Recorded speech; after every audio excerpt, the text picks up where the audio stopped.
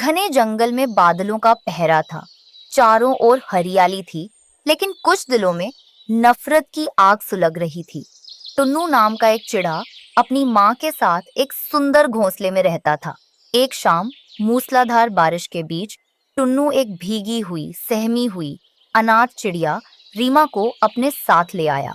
ये क्या तमाशा है टुन्नू? इस ऐरी गैरी भीगी हुई चिड़िया को हमारे घर क्यों ले आए? मुझे लगा था तू किसी रईस खानदान की चिड़िया से ब्याह रचाएगा, जिसका घोंसला तिनकों से नहीं रेशम से बना हो। माँ, रीमा अनाथ है। कल ही इसकी माँ गुजर गई। बाहर तूफान है। क्या मैं इसे मरने के लिए छोड़ देता? मुझे इससे प्रेम है माँ। टुन्नू की माँ ने मुंह फेर लिया। रीमा चुपचाप एक कोने में दुबक गई। उसे क्या पता था कि बाहर की बारिश से ज्यादा ठंडक उसे अपनी सास की बातों में मिलने वाली है। दिन बीतते गए। टुन्नू काम की तलाश में दूसरे गांव जाने लगा। पीछे से रीमा पर दुखों का पहाड़ टूट पड़ता। एक दिन रसोई में काम करते हुए रीमा के कांपते हाथों से एक मिट्टी की प्लेट गिरकर टूट गई। अभागन, दहेज में तो एक तिनका नहीं लाई और यहाँ आकर मेरे पुरखों के बर्तन तोड़ रही है। रहने को छत दी है तो इसका मतलब ये नहीं कि तू मालकिन बन जाएगी। माँ जी, गलती हो गई, हाथ फिसल गया था। मैं झाड़ू लगा देती हूँ। चुप कर, झाड़ू लगाएगी? ले, इसी झाड़ू से आज तेरी सुध लेती हूँ। सासू माँ ने आव देखा न ताव रीमा को झाड़ू से मारना शुरू कर दिया।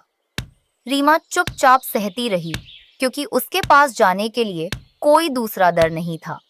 कुछ समय बाद रीमा ने टुन्नू को खुशखबरी दी कि वह माँ बनने वाली है। टुन्नू की खुशी का ठिकाना न था, लेकिन उसकी माँ के चेहरे पर एक अजीब सी लकीर थी।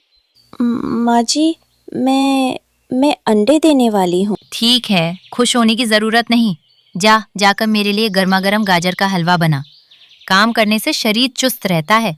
यहाँ रानी बनकर बैठने की जरूरत नहीं है। भारी शरीर और थकावट के बावजूद रीमा ने हलवा बनाया। टुन्नू की माँ उसे आराम का एक पल भी नहीं देती थी। समय का पहिया घूमा। रीमा के घोंसले में एक नन्ही चहचहाहट गूंजी। एक प्यारी सी बेटी ने जन्म लिया। धिक्कार है, मुझे लगा था कुल का दीपक आएगा, पर तूने तो ये पत्थर जन दिया। बेटियों से घर नहीं चलते टुन्नू। माँ, बेटी हो या बेटा, है तो मेरा ही अंश। आप ऐसा क्यों कह रही हैं? टुन्नू की बात सुनकर माँ और भड़क गई। कुछ समय बाद रीमा ने दूसरी बेटी को जन्म दिया। इस बार टुन्नू की माँ का सब्र टूट गया। उस समय टुन्नू दूसरे गांव के खेतों में मजदूरी करने गया हुआ था। बाहर भयानक बारिश हो रही थी। निकल जा इस घर से, मुझे ये बेटियों की फौज नहीं चाहिए। तू और तेरी ये मुफ्तखोर बेटियां मेरे घर का दाना पानी खत्म कर देंगी। माँ ने धक्का देकर रीमा और उसकी दोनों मासूम बेटियों को घोंसले से बाहर निकाल दिया। बिजली कड़क रही थी। रीमा अपनी दोनों बेटियों को अपने पंखों के नीचे छुपाए एक पुराने पेड़ के नीचे बैठी कांप रही थी। तभी आसमान से एक शिकारी चील की नजर उन पर पड़ी। वाह, आज तो बारिश में भीगा हुआ ताजा शिकार मिलेगा। नहीं, मेरी बेटियों को कुछ मत करना। भागो बच्चों, भागो। रीमा अपनी जान की परवाह किए बिना बेटियों को लेकर उड़ने लगी। पीछे काल बनकर चील झपट रही थी। उड़ते उड़ते रीमा जंगल की सीमा पार कर इंसानों की बस्ती में पहुंच गई। वहां एक ऊंचे मकान की खिड़की पर एक औरत बैठी थी। हे मानव, मुझे बचा लो। मेरी बेटियां मर जाएंगी। हमें बस सिर छुपाने की जगह दे दो। अरे बेचारी चिड़िया, डरो मत। देखो, हमारी छत पर वो पुराना पानी का टैंक पड़ा है। वो अब खाली है और उसमें छेद भी नहीं है। तुम चाहो तो वहाँ अपना बसेरा बना सकती हो। रीमा ने उस टैंक के अंदर सूखे तिनकों से एक मजबूत घर बनाया। वहां न बारिश का डर था, न चील का खतरा। जब टुन्नू गांव वापस आया तो घर खाली पाकर दंग रह गया। माँ, रीमा और बच्चे कहाँ हैं? मुझे क्या पता, अपनी बेटियों को लेकर कहीं उड़ गई होगी। शायद उसे ये घर पसंद नहीं था। नहीं माँ, वो ऐसा कभी नहीं कर सकती। आपने ही कुछ किया होगा। मैं उन्हें ढूंढ कर ही दम लूंगा। टुन्नू पागलों की तरह हर पेड़ हर झाड़ी छानने लगा। अंत में वह उसी इंसानी बस्ती के पास पहुंचा। वहां उसने अपनी बेटियों की चहचहाहट सुनी। रीमा, तुम यहाँ? टुन्नू, देखो, इस लोहे के टैंक ने हमें पनाह दी जो अपनों ने नहीं दी। मुझे माफ कर दो रीमा। अब हम वापस उस नफरत के घर नहीं जाएंगे। हम यहीं इसी सुरक्षित टैंक में अपनी बेटियों के साथ रहेंगे। बारिश अभी भी हो रही थी, लेकिन अब उस टैंक के अंदर सुकून की गर्माहट थी।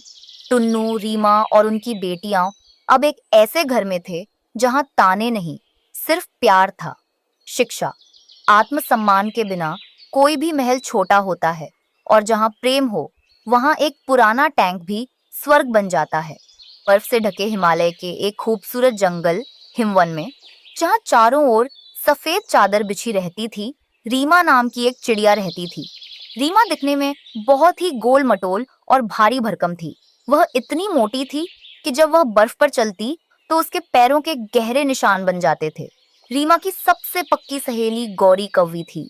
सफेद बर्फबारी के बीच रीमा और गौरी एक सूखी टहनी पर बैठी बातें कर रही थीं।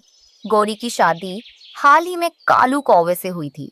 दोस्ती का रिश्ता खून के रिश्तों से भी गहरा होता है, लेकिन जब जीवन में कड़वाहट घुल जाए तो चेहरे की मुस्कान कहीं खो जाती है। रीमा, मुझे लगता था शादी के बाद जिंदगी और हसीन हो जाएगी, लेकिन कालू वो अब वैसा नहीं रहा। क्या हुआ गौरी?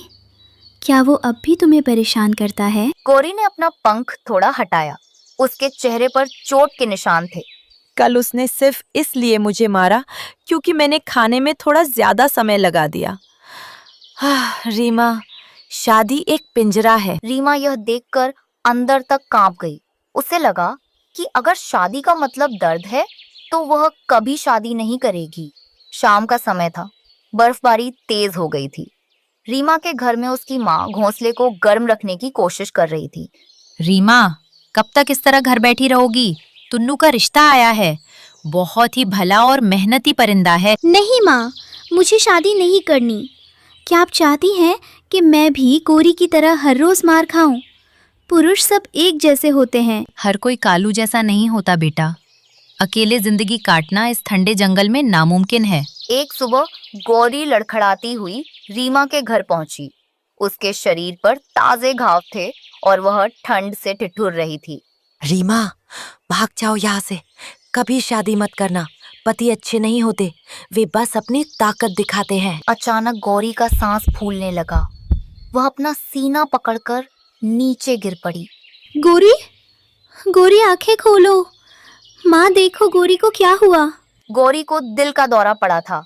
उसे तुरंत पक्षी अस्पताल ले जाया गया, जहां वह जिंदगी और मौत के बीच झूल रही थी। इस घटना ने रीमा के मन में शादी के प्रति नफरत और बढ़ा दी। गौरी के अस्पताल में होने के बावजूद रीमा की माँ ने समाज और भविष्य के डर से रीमा की शादी टुन्नू से तय कर दी। रीमा बहुत रोई, लेकिन बर्फीले तूफान के बीच एक सादे समारोह में उसकी शादी टुन्नू से हो गई। अक्सर हम जिसे अंत समझते हैं वह एक खूबसूरत शुरुआत की दहलीज होती है। रीमा के लिए यह डर का सफर था, पर टुन्नू के लिए यह जिम्मेदारी का।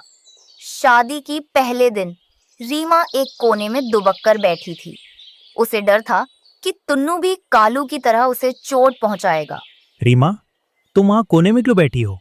बाहर बहुत ठंड है, यहाँ आग के पास आ जाओ। नहीं, मुझे मत मारो प्लीज। टुन्नू रुक गया। उसने रीमा की आंखों में वह खौफ देखा जो कालू ने पैदा किया था। नहीं रीमा, हर कोई कालू जैसा नहीं होता। मैं भला तुम्हें क्यों मारूंगा? दिन बीतते गए। टुन्नू ने कभी रीमा पर चिल्लाया नहीं। वह हर सुबह उठकर दूर घाटी से रीमा के लिए ताजे फल और दाने लेकर आता। वह रीमा को बर्फ पर चलने और उड़ने के लिए प्रोत्साहित करता। चलो रीमा, आज हम उस ऊंची चोटी तक उड़ेंगे। देखो, तुम अगर थोड़ी कोशिश करोगी तो ये बर्फ तुम्हें और भी सुंदर लगेगी। पर मैं बहुत भारी हूँ टुन्नू, मैं गिर जाऊंगी। मैं खड़ा हूं ना तुम्हें थामने के लिए। बस मुझ पर भरोसा करो। धीरे धीरे रीमा का डर कम होने लगा। टुन्नू के प्यार और साथ में लंबी सैर करने की वजह से रीमा का वजन कम होने लगा। वह अब चुस्त और फुर्तीली हो गई थी। एक दिन रीमा ने आईने के रूप में जमी हुई झील में खुद को देखा। वह अब वैसी मोटी और सुस्त चिड़िया नहीं रही थी। उसकी चमक वापस आ गई थी। टुन्नू देखो, आज मैं कितनी हल्की महसूस कर रही हूँ। तुमने मेरा डर ही नहीं, मेरा भारीपन भी दूर कर दिया। ये तुम्हारी खुद की मेहनत है रीमा। मैंने तो बस तुम्हें रास्ता दिखाया। तभी खबर मिली कि गौरी ठीक होकर अस्पताल से बाहर आ गई है।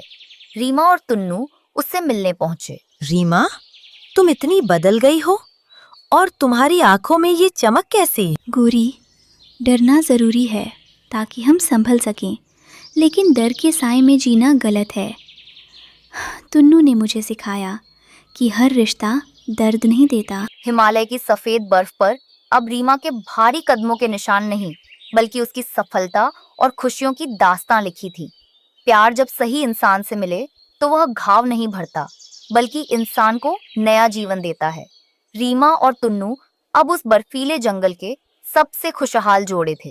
रीमा ने समझ लिया था कि जिंदगी में कालू जैसे लोग हो सकते हैं, लेकिन तुन्नू जैसा निस्वार्थ प्यार भी इसी दुनिया में मौजूद है।